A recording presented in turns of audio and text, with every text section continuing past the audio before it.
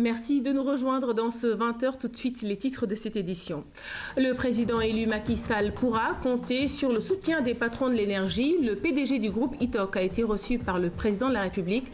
Macky Sall qui a reçu le forum des anciens chefs d'État africains en la personne de Babacar Ndiaye. On en parle en début de journal.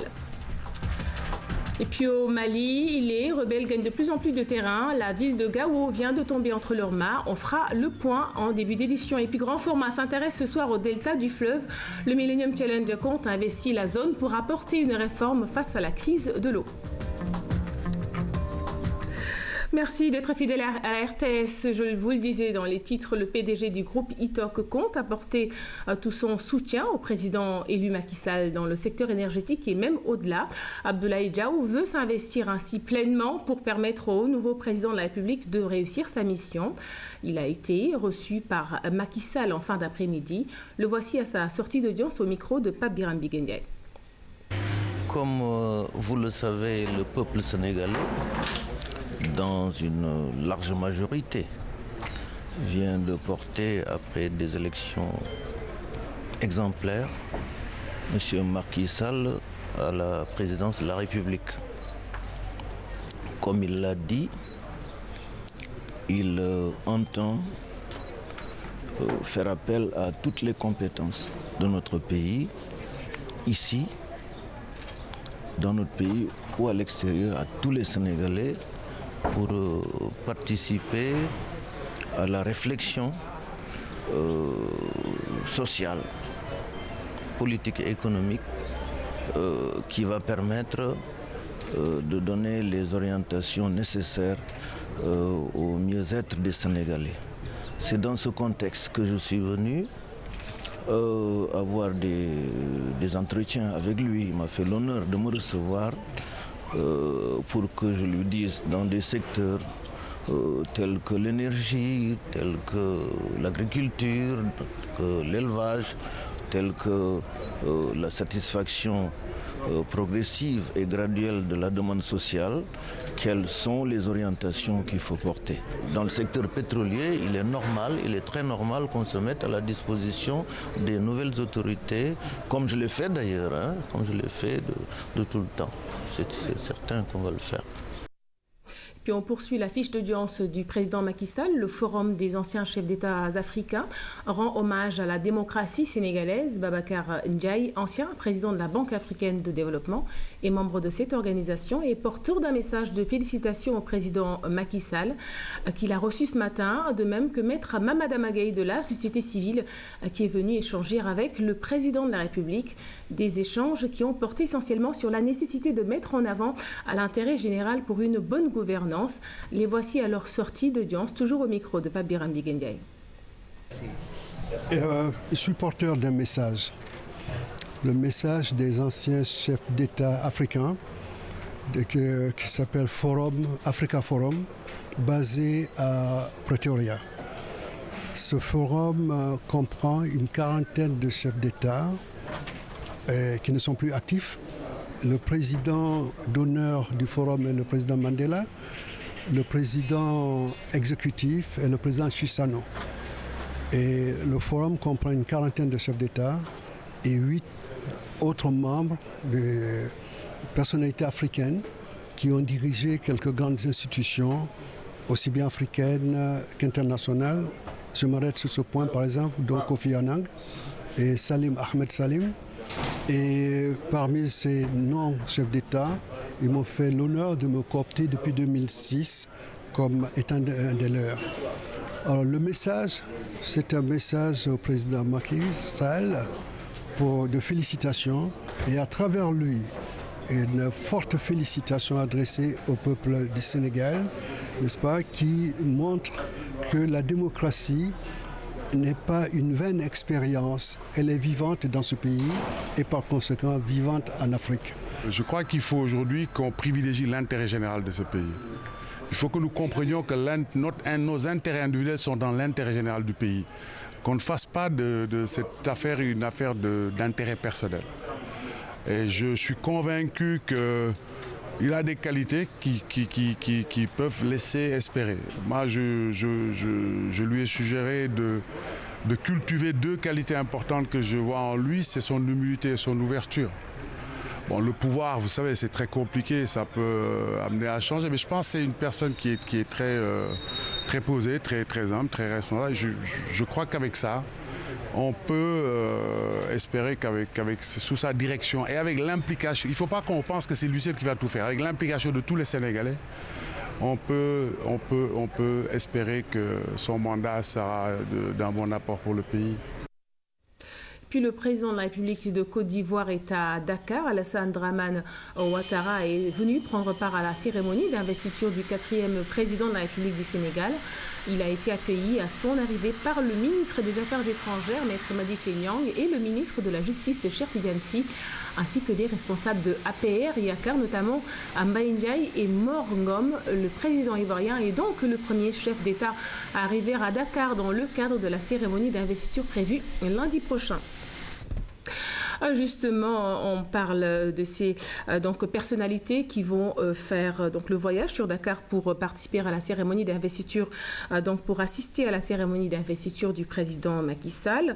Je vous le disais, le président ivoirien est à Dakar. Demain, ce sera au tour des présidents du Ghana, du Cap-Vert, de la Guinée-Bissau, ainsi que du Tchad, en la personne de son Premier ministre, de faire le déplacement. On parle également de l'arrivée du président de la Commission de l'Union africaine Jean Ping, du Premier ministre du Maroc, du ministre français des Affaires étrangères, de l'ancien Premier ministre français Lionel Jospin, ainsi que de Harlem Désir. Et puis toujours pour la journée du 2 avril, les chefs d'État du Sierra Leone, du Libéria, sont attendus, du Niger, de la Guinée-Conakry, de la Gambie, du Bénin, du Burkina Faso, de la Mauritanie, de la Sierra Leone, et l'arrivée également des premiers ministres du Nigeria et de l'Afrique du Sud.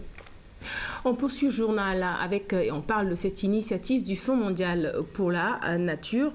L'ONG s'investit dans la recherche de solutions face à la crise qui secoue le secteur, en particulier en suscitant la réflexion autour des rôles et responsabilités des conseils locaux de pêche artisanale dans la gouvernance locale des pêches au Sénégal. C'est justement le thème débattu au cours d'un atelier qui a réuni les acteurs du secteur. On en parle avec Louise Bizza. La question des pêcheries a réuni spécialistes du domaine, acteurs de la pêche artisanale et industrielle, venus de toutes les localités du Sénégal. Tous ont une seule et unique préoccupation, comment résoudre l'équation de la crise qui secoue le secteur de la pêche. On a fait faire une étude sur les raisons de la crise de la pêche. Et il y avait beaucoup de raisons, de causes. Mais quand on a analysé dans le détail ces causes, on s'est rendu compte que toutes ces causes étaient liées à des problèmes de gouvernance. Donc le problème majeur qu'il faut régler dans la pêche est un problème de gouvernance. Cette causerie café a un double objectif. D'abord, identifier les entraves et obstacles au développement de la pêche, puis faire des recommandations pour rendre plus fonctionnels et performants les organes de gestion de la pêche. Ceci pour une meilleure gouvernance des ressources halieutiques. Les CLPA ont été mises en œuvre au fur et à mesure depuis quelques années avec les différents partenaires, mais ils connaissent aujourd'hui des problèmes dans leur fonctionnement. Pour pallier à ces différents problèmes, il revient aujourd'hui à l'administration et aux partenaires de s'investir dans le sens de l'amélioration de leurs conditions de fonctionnement.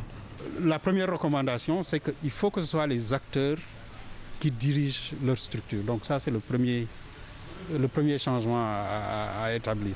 Le deuxième, c'est faire de telle sorte qu'il y ait un minimum de financement pour ces CLPA. Et là, je crois que l'État doit intervenir. À cette journée de discussion sur le rôle et responsabilités des conseils locaux des pêches artisanales dans la gouvernance locale des pêches au Sénégal, l'expertise des partenaires et experts du secteur a été sollicitée. On s'est rendu compte que les questions liées à l'environnement, c'est parfois des questions dont le traitement nécessite certains moyens, dont ne disposent pas les médias. Et avec la mise en place de ces réseaux, nous avons pu trouver des financements pour permettre justement aux journalistes de traiter de ces questions en toute liberté. Le projet voudrait à terme parvenir à une estimation de la capacité de la flotte de pêche au Sénégal. Il va s'agir d'harmoniser cette capacité avec celle productive des stocks pêchés. Parlons à présent du genre. Il faut le dire, un concept encore mal cerné, mais dont la maîtrise pourrait permettre par exemple une meilleure synergie des départements en charge du secteur. Et c'est tout le sens de ce conclave à l'initiative des ministères du genre et du cadre de vie, ainsi que de l'entrepreneuriat féminin. Safourasso. Intégrer la question genre dans les différentes institutions de développement, c'est l'engagement pris par le ministère de la Culture, du Genre et du Cadre de Vie. Ce, en collaboration avec celui de l'entrepreneuriat féminin. Un travail en synergie qui a permis de revoir la culture organisationnelle de ces deux ministères. Les ressources humaines, matérielles et financières attribuées au genre sont également revues. Un travail technique qui servira de support pour les spécialistes. Ces audits participatifs devraient aboutir grâce aux recommandations issues des outils de collecte de données, devraient aboutir à l'élaboration de plans d'institutionnalisation genre qui intègrent la mise en place de cellules focales genre dans chacune des structures concernées. Nous avons été agréablement surpris, mais je devrais dire que c'est une surprise mineure puisque nous avions la compétence et l'engagement des uns et des autres. Au sein de chaque ministère, un consultant et une équipe d'animation. Après constat, de nombreux défis sont à relever.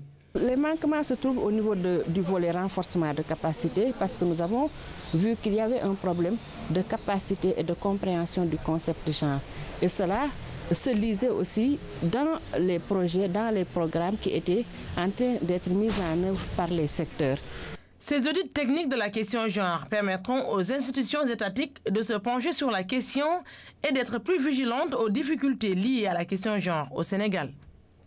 On se penche à présent au niveau de la page santé sur la santé mentale. Elle mérite une plus grande attention. C'est le sentiment des femmes du Centre national hospitalier psychiatrique de Thiaroye au cours d'une conférence inscrite dans le cadre de la quinzaine de la femme. Elles ont abordé la question de la prise en charge des malades mentaux. Des spécialistes du domaine ont animé les débats. Oumar Diaw. Dans le prolongement de la journée de la femme, les travailleuses du Centre national psychiatrique de Thiaroye se sont retrouvées pour la bonne cause. En pleine quinzaine de la femme, elles ont décidé de débattre de deux thèmes importants. Thème 1, femmes et santé mentale, qui sera animé par le docteur Léopold Gaston Boissy. Deux thèmes, femmes et santé mentale et l'éducation de l'enfant déficient mental. Les membres de l'association ont montré que dans leur garde-robe, il n'y avait pas que des blouses et autres attributs sanitaires. Bien entendu, l'intérêt d'une telle rencontre résidait ailleurs que dans les coquetteries féminines. La santé mentale, c'est ce qui fait l'homme. L'éducation des enfants déficients mentaux n'est pas une équation simple. Ils ont besoin de structures spécialisées et d'un encadrement adapté. Pour un enfant, ce dont il a besoin, c'est une prise en charge globale. Donc, ce n'est pas seulement s'occuper du corps, ce n'est pas seulement s'occuper de l'esprit, mais aussi s'occuper aussi vraiment de la formation, des apprentissages, de l'éducation de ces enfants. Et la scolarité occupe une très grande place, notamment dans le cadre de la socialisation des enfants. Que les malades mentaux errants puissent être pris en charge dans des structures appropriées. Et là, nous lançons un appel aux autorités pour que le bien-être de la femme soit pris en compte. Au-delà de la santé de la mère et de l'enfant, que la santé mentale puisse être prise en charge correctement dans nos politiques de santé. Les 3/4 des enfants admis l'année dernière au service de pédopsychiatrie de Thiaroye sont en marge du système éducatif. Il s'agit d'un déséquilibre à corriger car c'est par l'éducation qu'il est possible d'offrir une chance demain à ses enfants. Les femmes de l'hôpital de Thiaroye ont montré leur détermination à s'investir pour la promotion de leur structure et celle de la santé mentale en général. C'est véritablement elle qui fait notre humanité. L'éducation à présent, être moins pauvre en étant plus instruit. C'est le défi que s'est lancé la coopération Turcan finançant la construction d'une école maternelle à Tuaouane. 41 millions de nos francs ont été injectés et attribués à cet effet. Philomène Constance Diagne.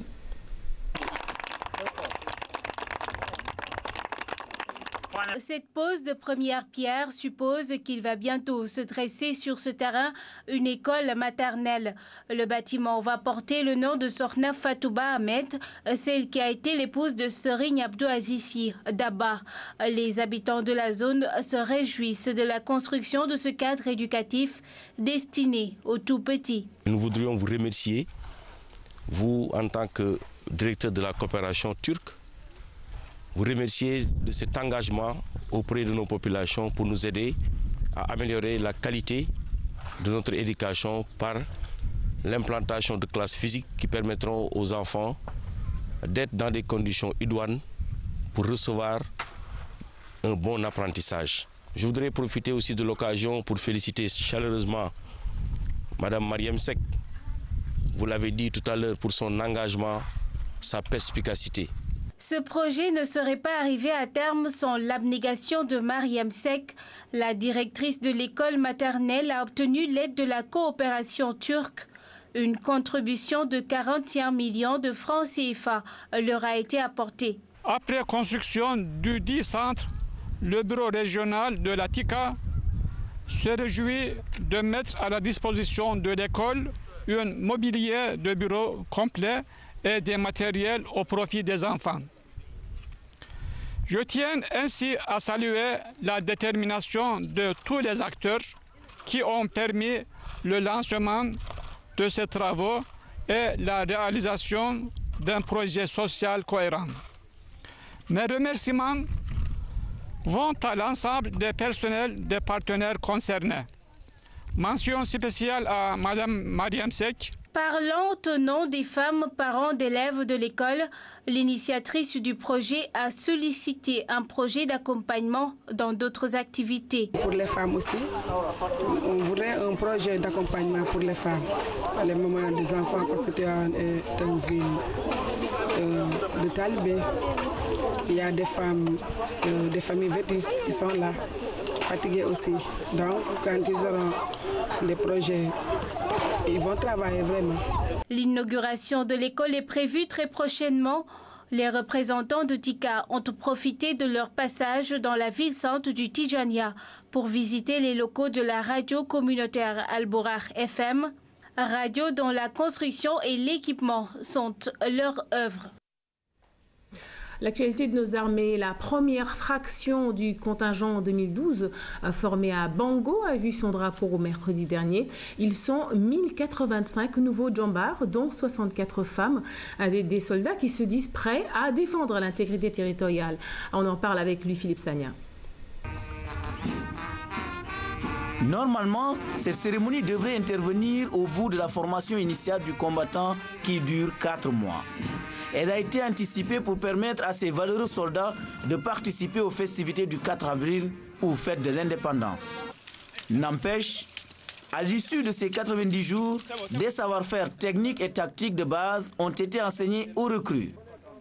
Garçons et filles, tous sont désormais aptes à rejoindre le corps de troupe. Voilà ceux qui ont pu tenir élégamment alignés devant vous. Tous les signes aujourd'hui attestent qu'ils seront d'excellents soldats. Voici le drapeau de votre unité qui flotte majestueusement devant vous, qu'il vous inspire vénération. Vous devez le défendre au péril de votre vie.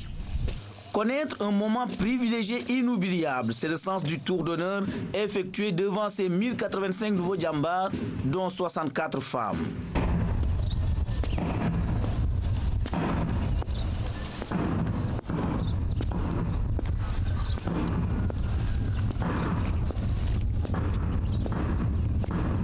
Soldats citoyens, ce geste vient de vous consacrer djambar. La République vous a sélectionné parmi les privilégiés qui portent ses armes pour assurer sa défense. Cultivez la politesse, la générosité, la fidélité aux engagements, à la parole donnée. En cela, inspirez-vous du Damel Birmao Ngone du Kayor, Borom Samawaki Dao, Moy Samawaki Ren. L'engagement passe par une prestation de serment suivie d'un entonnement du chant du 12e bataillon d'instruction.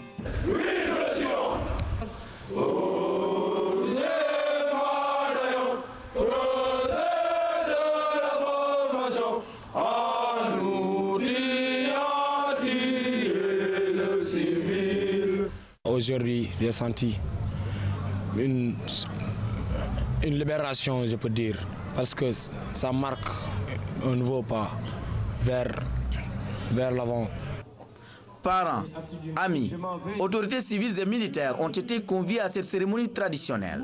Devant eux, un défilé bien rythmé des 4 compagnies de cette première fraction du contingent 2012 ou 2012-1 dans le jargon militaire. Last but not least, dans l'après-midi, un match de foot à opposer formateurs et recrues. Du beau spectacle pour magnifier la fraternité d'armes et la noble cohabitation. Des soldats qui nous souhaitons bon vent. Et puis l'actualité hors de nos frontières, c'est au Mali. Là-bas, la situation est de plus en plus préoccupante. La ville de Gao serait tombée entre les mains des rebelles Touaregs. Ces derniers semblent désormais contrôler une grande partie du nord-est du pays. Ils ont profité de la confusion qui règne justement après le putsch des militaires du 2 mars dernier. C'était la dernière place forte au Nord Mali encore aux mains de l'armée régulière. Quelques heures après avoir pris Kidal, Bourem et Ansongo, les rebelles Touaregs ont attaqué la ville de Gao, possédant la plus grande garnison du nord du pays. Pour le capitaine Sanogo, qui a accordé un entretien à notre envoyé spécial à Bamako, la junte n'est pas responsable de cette situation. De ma part, je dirais que ce n'est pas un échec. C'est vrai, je déplore les pertes en vie humaine, les pertes sur le plan matériel. Mais il faut reconnaître qu'une situation pourrie depuis une dizaine d'années, sans assistance, sans formation, sans équipement, sans matériel, et ce qui a été causé en 10 ans n'est pas réparable en une semaine.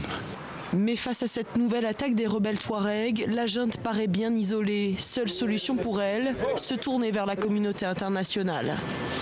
Le Mali est un et indivisible. Et je ferai recours à tous les partenaires, tout ce qui sera de mon possible pour aider le Mali à traverser cette crise. Reste à savoir maintenant comment la communauté économique des États d'Afrique de l'Ouest va réagir.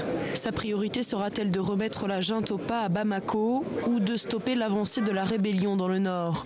Après leur rendez-vous raté de jeudi avec la CEDEAO, 3 représentants de la junte sont arrivés samedi à Ouagadougou pour rencontrer le président burkinabé, médiateur dans cette crise. Ils se sont dit d'accord pour un retour à l'ordre constitutionnel très rapidement. Le Mali qui vit une crise donc depuis le 22 mars dernier. Et puis toujours au Mali, à Bamako, les femmes des militaires ont manifesté devant le quartier général des putschistes ce samedi. Elles disent s'inquiéter pour leurs maris qui combattent dans le nord du pays. Le chef de la junte leur a promis de rétablir rapidement le pouvoir civil.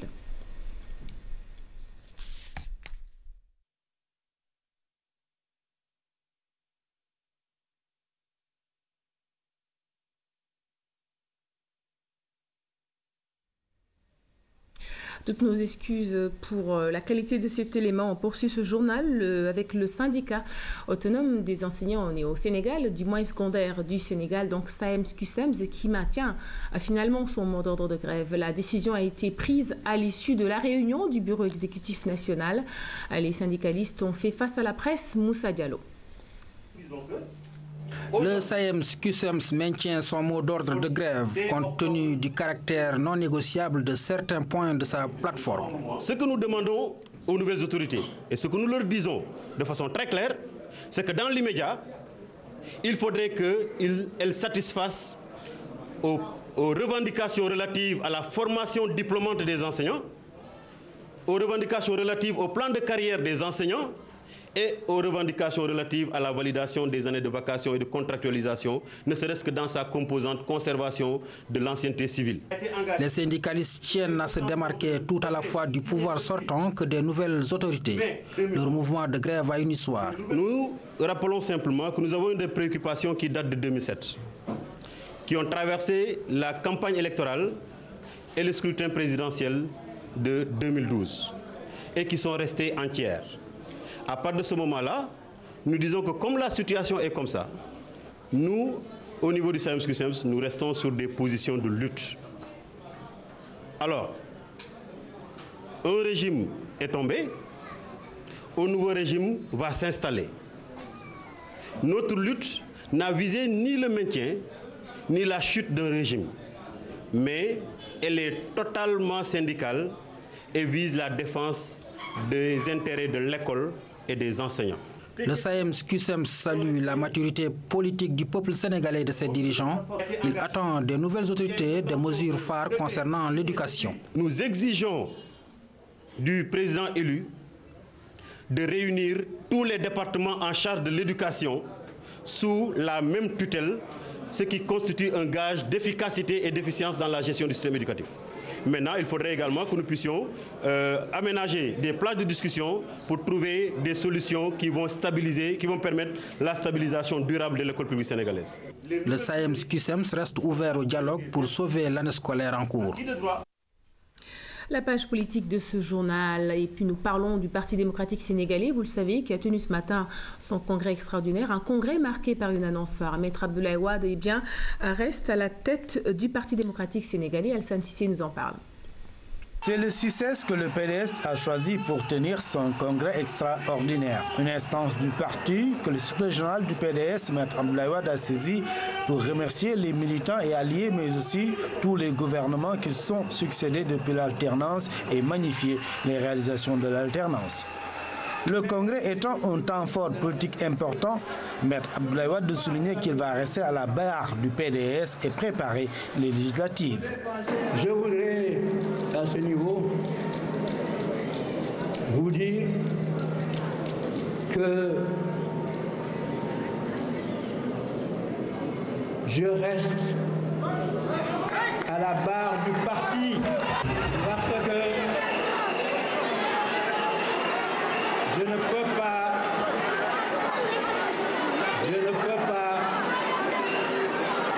abandonner le navire. Saluant la jeunesse de son parti, mais aussi les femmes, le secrétaire général national du PDS de promettre, sous forme de boutade, qu'il va s'inscrire à l'UJTL, une annonce qui a clôturé le discours du secrétaire général du PDS qui a été accompagné par ses militants.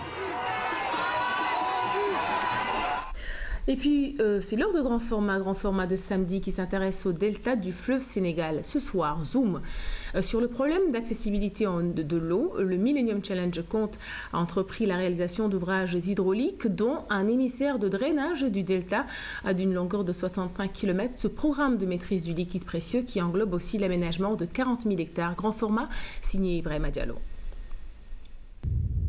Nous sommes dans le delta du fleuve Sénégal. Une zone à forte potentialité de développement que certains assimilent à la Californie du Sénégal. Malgré la densité du réseau hydraulique, la problématique de la non-accessibilité des ressources en eau dans cette zone de production est réelle. Et c'est le cas ici à Diawel, dans la communauté rurale de Ronk.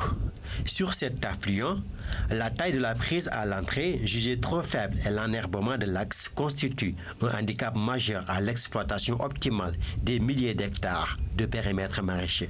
Aujourd'hui, comme vous le voyez, il y a des problèmes. Les gens n'arrivent pas à satisfaire le besoin en eau. C'est-à-dire que la demande est plus forte que l'offre. Donc à cause déjà de la capacité de ces ouvrages-là, qui sont réduits, aussi à cause de l'état de l'axe. Donc vous voyez qu'il y a beaucoup d'herbes.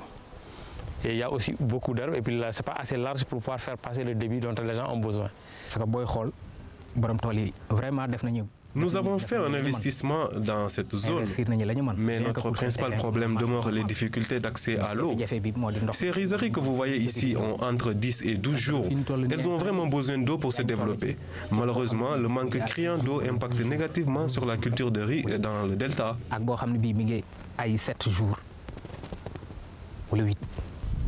Les travaux de curage et de faucardage mis en œuvre par l'OMVS en partenariat avec la SAED dans le cadre du PGIR ont permis de résoudre en partie ce problème.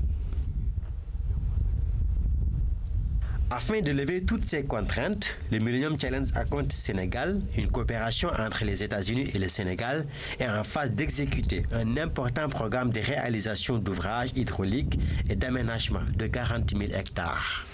on est dans ce qu'on appelle le delta amont, qui est carrément à l'entrée du système hydraulique du delta. C'est ici que l'eau passe avant d'aller jusqu'à Saint-Louis.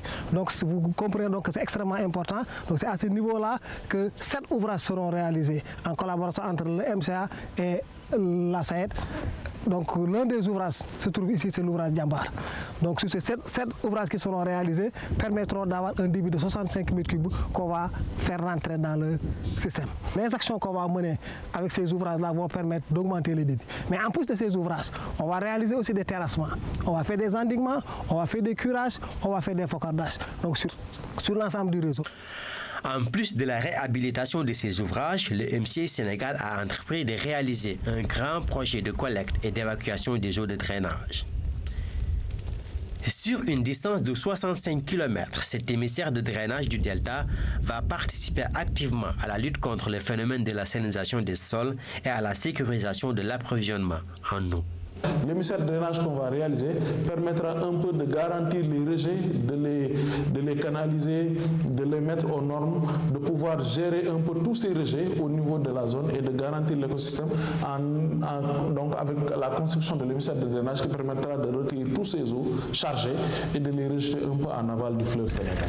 Ce projet d'un investissement lourd présente un impact positif considérable sur le développement de l'agro-industrie, mais également sur la production animale, bien sûr, avec la disponibilité des sous-produits agricoles. Je pense que la poursuite des travaux de réhabilitation d'ouvrages va profiter à tous les producteurs de la zone.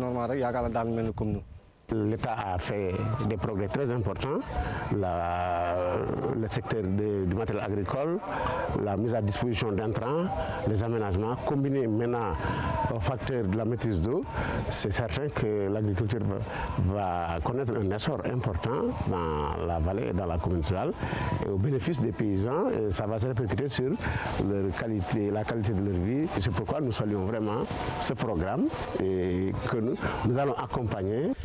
Dans le souci d'assurer la durabilité de ce projet, l'État, par le biais de la SAED, a mis en place un mécanisme d'entretien et de maintenance de ces ouvrages. Une fois que les investissements sont terminés, le rôle de la SAED, c'est de permettre, avec l'implication des usagers et de l'État, de continuer à faire fonctionner le système qui existe aujourd'hui, mais qu'il faut renforcer et pérenniser pour permettre donc d'assurer la maintenance des axes hydrauliques. Aujourd'hui, l'État et les producteurs participent à la mise en place d'un fonds qu'on appelle FOMAED, le fonds de maintenance des agriculteurs et des émissaires de drainage. Chaque année, depuis 3 ou 4 ans, de manière régulière, l'État verse à la SAED 800 millions de francs CFA. Grâce à ce fonds, les travaux d'entretien vont se faire régulièrement sur l'axe et ça permettra donc de sauvegarder l'axe et de pouvoir alimenter de manière correcte en eau l'ensemble des périmètres.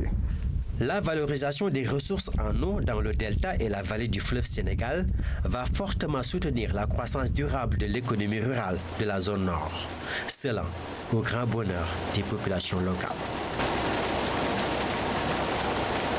De belles images d'eau que nous a rapporté Ibrahima Diallo dans ses bagages. Ibrahima Diallo qui nous vient fraîchement du delta du fleuve. Merci Ibrahima pour ce reportage. Merci à vous d'avoir suivi cette édition qui est à présent terminée. Excellente suite de programme. Retrouvez Habibou Mbaye en fin de soirée pour les dernières informations. À très bientôt sur cette antenne.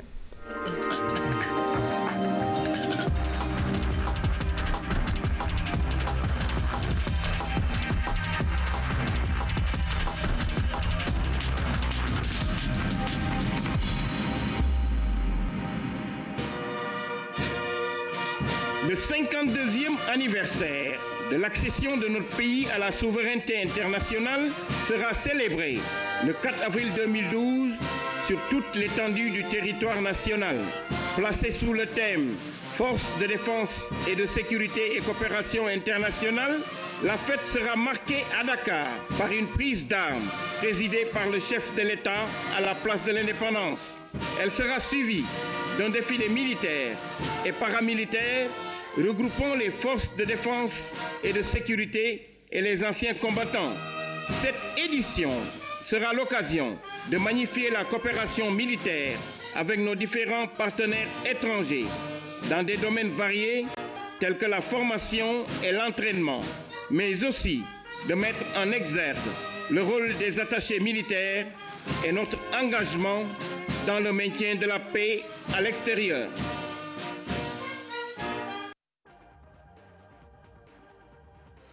Le tiercé carte plus kente plus prix général de Rougemont benn course de maanaam daw bu ànd ak itam jàll ay obstacle bu fukki fas ak juróom-benn rang ci 3600 mètres la oto yi dawal tey arrivé bi nii la tëddee 10 7 6 3 2 rapport yi tamit fayagum na ordre tiercé 32 000 francs désordre tiercé 6 000 francs ordre quarté 158 000 francs désordre quarté 8 500 francs bonus 3 2 000 francs ordre quinté 6 169 500 francs désordre quinté 15 000 francs bonus 4 500 francs couplet gagnant 18 000 francs couplet placé A 5 500 francs couplet placé B 1000 francs couplet placé C 12 500 francs.